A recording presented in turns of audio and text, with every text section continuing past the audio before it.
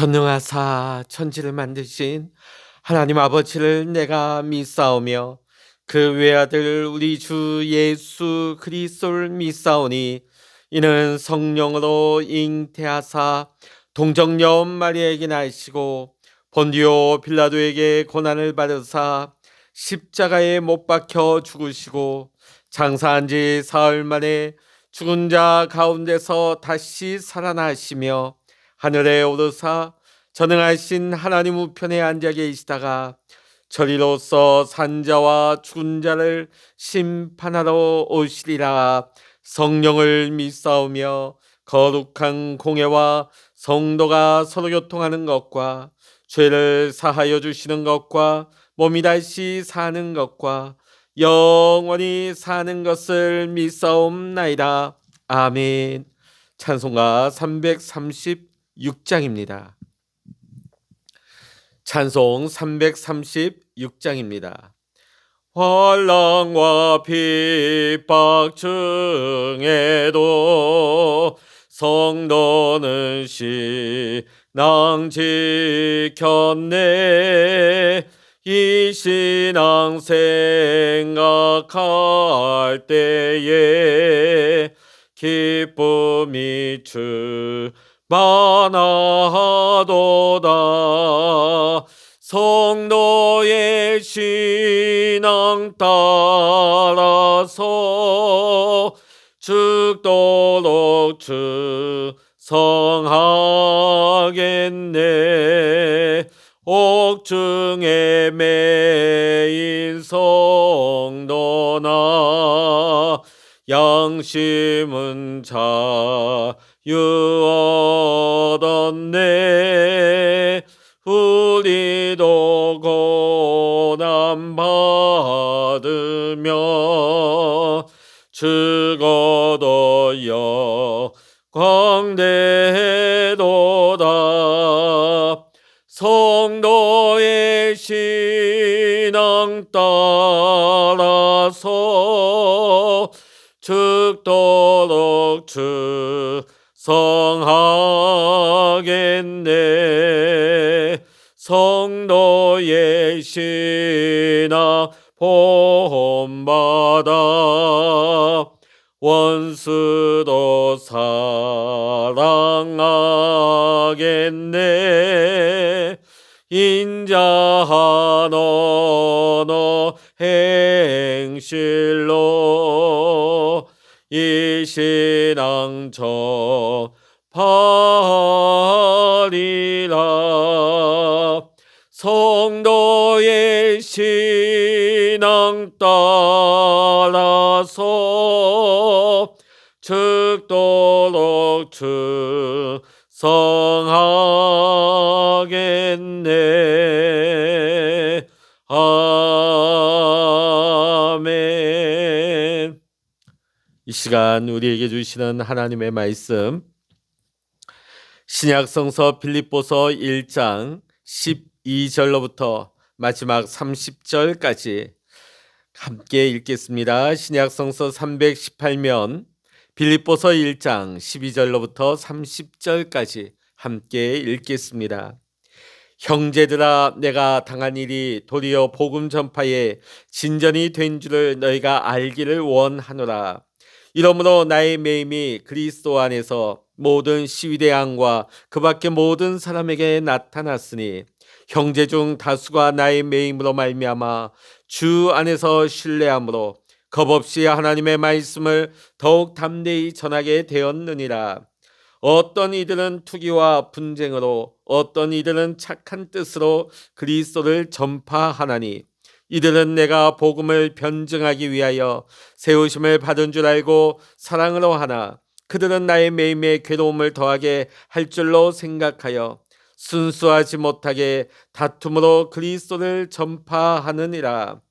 그러면 무엇이냐? 거칠애로 하나 참으로 하나 무슨 방도로 하든지 전파되는 것은 그리스도니 이로써 나는 기뻐하고 또한 기뻐하리라. 이것이 너희 간구와 예수 그리스도의 성령의 도우심으로 나를 구원에 이르게 할 줄 아는 거로 나의 간절한 기대와 소망을 따라 아무 일에든지 부끄러워하지 아니하고 지금도 전과 같이 온전히 담대하여 살든지 죽든지 내 몸에서 그리스도가 존귀하게 되게 하려 하나니 이는 내게 사는 것이 그리스도니 죽는 것도 유익함이라. 그러나 만일 육신으로 사는 이것이 내 일의 열매일진데 무엇을 택해야 할는지 나는 알지 못하노라. 내가 그들 사이에 끼었으니 차라리 세상을 떠나서 그리스도와 함께 있는 것이 훨씬 더 좋은 일이라. 그렇게 하고 싶으나 내가 육신으로 있는 것이 너희를 위하여 더 유익하리라. 내가 살 것과 너희 믿음의 진보와 기쁨을 위하여 너희 무리와 함께 거할 이것을 확실히 아노니 내가 다시 너희와 같이 있으므로 그리스도 예수 안에서 너희 자랑이 나로 말미암아 풍성하게 하려 함이라. 오직 너희는 그리스도의 복음에 합당하게 생활하라. 이는 내가 너희에게 가보나 떠나 있으나 너희가 한 마음으로 서서 한 뜻으로 복음의 신앙을 위하여 협력하는 것과 무슨 일에든지 대적하는 자들 때문에 두려워하지 아니하는 이 일을 듣고자 함이라. 이것이 그들에게는 멸망의 증거요 너희에게는 구원의 증거니 이는 하나님께로부터 난 것이라. 그리스도를 위하여 너희에게 은혜를 주신 것은 다만 그를 믿을 뿐 아니라 또한 그를 위하여 고난도 받게 하려 하심이라. 너희에게도 그와 같은 싸움이 있으니 너희가 내 안에서 본 바요 이제도 내 안에서 듣는 바니라. 아멘. 할렐루야. 오늘 이 아침에도 함께 기도하시는 우리 사랑하는 모든 믿음의 성도님들과 여러분의 가정과 또한 여러분의 기도의 제목 위에 오늘도 하나님께서 크신 은혜와 평강과 응답의 축복으로 함께 하시기를 이 시간 주의 이름으로 간절히 축원합니다. 사람이 태어나서 죽음에 이르는 한 생일을 가리켜서 우리는 인생이라고 말합니다. 그 과정을 가리켜 우리는 인생 여정이라고 하죠. 그 인생 여정 가운데는 희노애락이 있습니다. 우리 인생 여정 가운데는 기쁨도 있고 노여움도 있으며 슬픔도 있고 즐거움도 있는 것입니다. 우리가 어떤 인생의 목적을 가지고 살아가느냐에 따라서 슬퍼해야 할 상황 속에서도 우리는 기뻐할 수 있고 노여워할 수밖에 없는 상황 가운데서도 우리는 즐거워할 수 있는 것입니다. 인생의 목적이 우리의 인생의 상황을 해석합니다. 인생의 목적이 우리의 삶을 견인할 수 있는 열쇠가 되는 것입니다. 오늘 본문 12절을 보면 바울은 어떤 일을 당하고 있는 상황입니다. 어떤 고난에 처해진 상황입니다. 13절의 말씀을 보면 바울의 상황이 더욱 상세하게 나오고 있습니다. 우선 바울은 매여 있습니다. 어디에 매여 있습니까? 로마에 있는 시위대 안 감옥에 수감되어 있는 상황입니다. 당시 바울은 미결수의 신분으로 기약 없이 그 시위대 감옥에 갇혀 감옥 생활을 하고 있는 것입니다. 어떤 중한죄를 범한 것도 아닙니다. 명백한 범죄 행위를 저지른 것도 아닙니다. 그냥 갇혀 있는 것입니다. 어떻게 보면 굉장히 노여워할 수밖에 없는 상황인 것이죠. 앞으로 일이 어떻게 전개될지 알 수 없기 때문에 두려움에 떨면서 매우 슬퍼할 수 있는 그런 처지입니다. 그런 상황 속에서 오늘 사도 바울이 고백하고 있는 것입니다. 18절의 말씀 우리 같이 한번 읽어보십니다. 그러면 무엇이냐 거칠애로 하나 참으로 하나 무슨 방도로 하든지 전파되는 것은 그리스도니 이로써 나는 기뻐하고 또한 기뻐하리라. 아멘. 지금 옥고를 치르고 있는 바울의 입으로 나오는 말이 무엇입니까? 기뻐하고 기뻐할 것이다. 지금 슬퍼해야 될 상황 가운데 분노해야 될 상황 가운데 나오고 있는 바울의 고백입니다. 기뻐하고 기뻐할 것이다. 여러분, 감옥이 어떤 곳입니까? 외부로부터 분리되고 철저하게 차단된 공간입니다. 자유가 제한되고 억압되는 공간이죠. 아무리 심신이 건강한 사람이라 할지라도 그 감옥에 들어가게 되면 감정이 흔들릴 수밖에 없고 감정의 기복이 심해질 수밖에 없는 곳이 감옥이라고 합니다. 자, 그런데 오늘 이 감옥 가운데서 앞날의 기약이 없는 언제까지 갇혀 있을지 모르는 이 감옥 가운데서 오늘 바울은 오히려 기뻐하고 있다고 말하고 있습니다. 그것도 모자라서 앞으로도 기뻐할 것이다, 이렇게 선포하고 있죠. 그것은 바울의 인생 가운데 명확한 목적이 있기 때문입니다. 본문 20절 하반절에 보면 살든지 죽든지 내 몸에서 그리스도가 존귀하게 되게 하려 하나니, 바울이 살아가는 이유가 나오고 있습니다. 자신의 삶을 통해서 복음의 핵심이 되시는 그리스도이신 예수께서 존귀히 여겨지는 것, 존귀하게 되시는 것. 그리스도께서 존귀하게 되신다는 것이 무엇입니까? 그리스도께서 영광과 찬양을 받게 하신다는 거예요. 바울의 인생의 목적은 복음 전파를 통하여서 그리스도 되시는 예수께서 영광을 받으시고 찬양을 받으시는 것이 그의 제일된 인생의 목적인 것입니다. 먼저 지금 시위대 감옥 안에 갇혀 있지만 그는 먼저 그 시위대를, 그 감옥을 지키고 있는 시위병들에게 복음을 전할 수 있는 그 자체가 기쁜 거예요. 자, 그런데 오늘 말씀 보니까 평상시에 사도 바울과 묘한 경쟁심을 가지고 있던, 또 사도 바울을 시기하고 질투하고 있던 그런 묘한 관계에 있던 사람들이 있었던 것 같아요. 그러니까 사도 바울이 지금 감옥에 들어간 틈을 타서 사도 바울의 그것을 넘어서려고 복음을 막 전하고 있어요. 전도를 막 하고 있습니다. 사도 바울을 넘으려고, 사도 바울의 명성을 뛰어넘으려고. 그런가 하면 순수하게 복음을 전한 자들도 있습니다. 자, 그런데 오늘 사도 바울의 반응이 무엇입니까? 동기가 어찌 됐든지 간에 그 동기가 순수하지 못하다 할지라도 결국은 그 일로 통하여서 기쁨의 소식, 복음이 전파된다고 하니까 그 일로도 사도 바울은 기뻐하고 있는 것입니다. 이 모든 것이 복음 전파를 통하여서 그리스도께서 영광과 찬양을 받으시는 것이었기에, 또 이것이 바울의 인생의 목적이었기에 바울은 이 감옥 가운데서도 기뻐하고 앞으로도 기뻐할 것이라고 고백하고 있는 것입니다. 우리 그리스도인들의 인생의 목적 또한 오늘 바울의 고백과 동일한 것입니다. 그리스도이신 예수님을 우리가 존귀하게 해드리는 겁니다. 우리의 삶을 통하여 복음이 전파되고 그리스도이신 예수님께서 영광과 찬양을 받으시는 것, 이것이 바로 우리 그리스도인의 인생의 목적인 것입니다.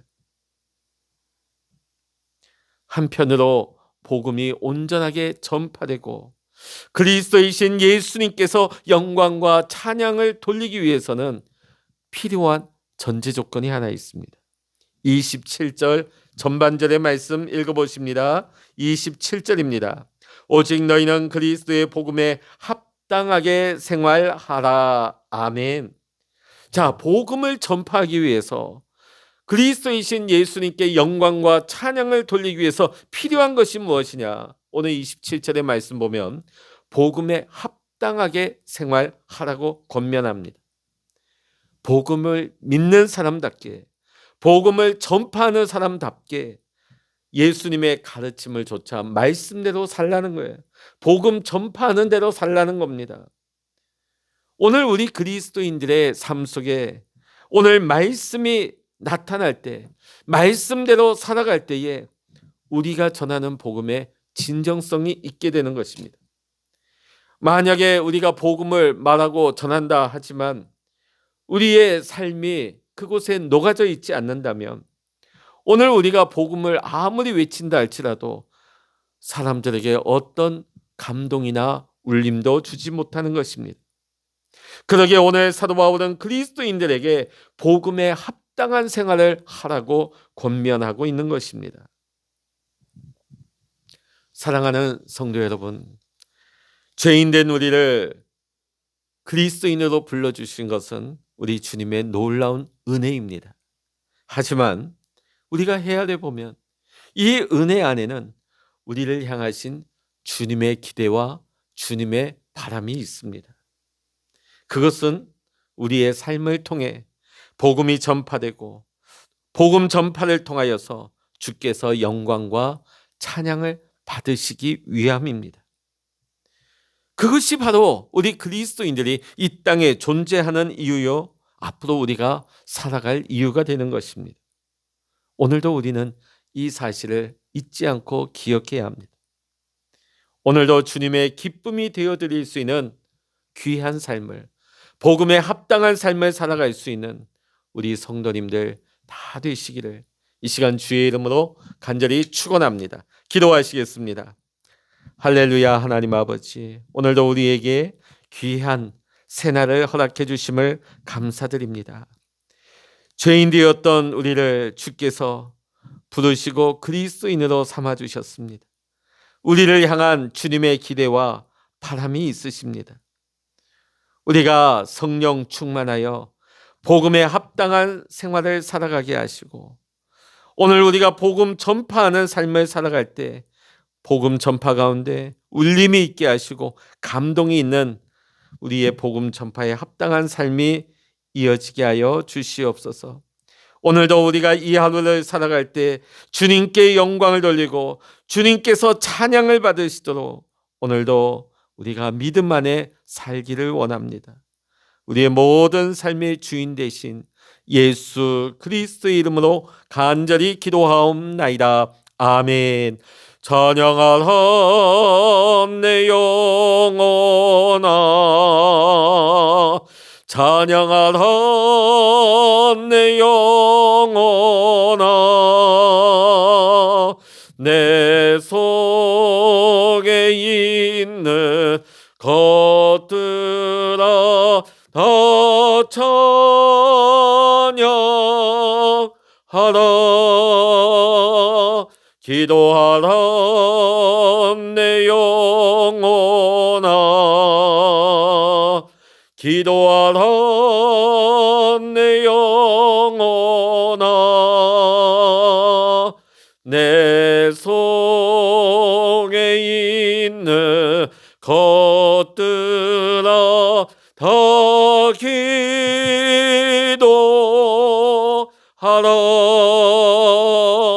주여 일창으로 합심하여 기도하십니다. 주여